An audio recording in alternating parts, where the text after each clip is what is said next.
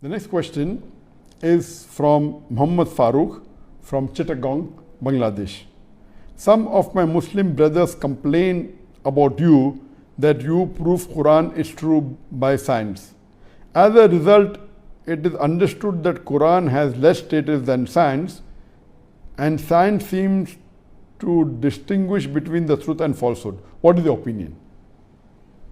The comment made by the brother that when I try and prove Quran with the help of science, I am trying to prove that science is more superior to Quran, and that is totally false.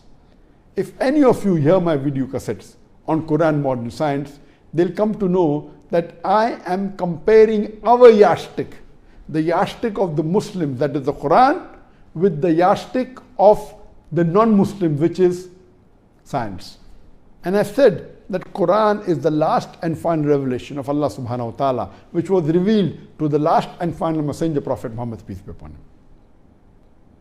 And in every age, the Quran has proved itself to be the word of God. Previously was the age of miracles, and Quran is the miracle of miracles. Then came the age of literature and poetry. Alhamdulillah, Muslim and non-Muslim Arabic scholars alike, they acclaim the Quran to be the best Arabic literature available on the face of the earth. But today is not the age of literature and poetry. Today is the age of science and technology. And if you compare Quran with modern science, you will come to know that Quran is far superior. When I'm comparing Quran with modern science, I'm telling what science has come to know recently, 30 years back, 40 years back, 50 years back, 100 years back. Quran has mentioned 1400 years ago. For example, Quran mentions the creation of the universe. In Surah Anbiya, chapter number 21, verse number 30.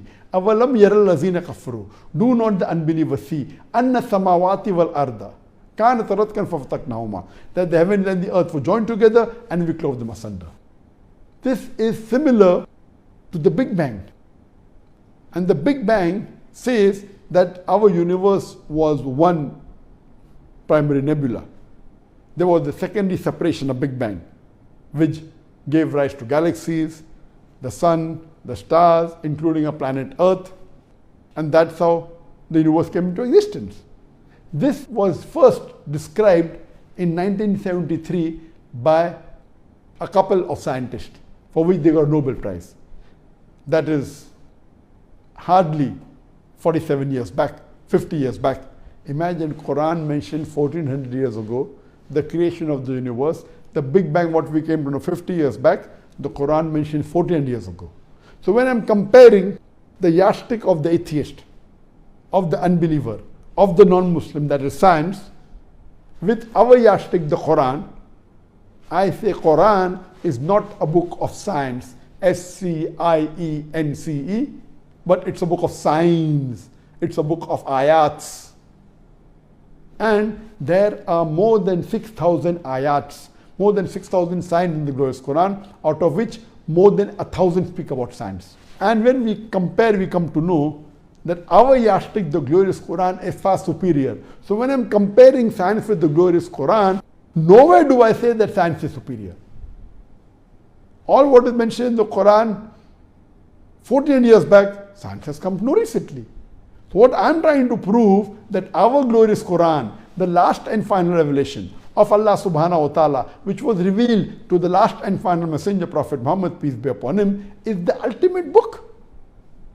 It is far superior than modern science.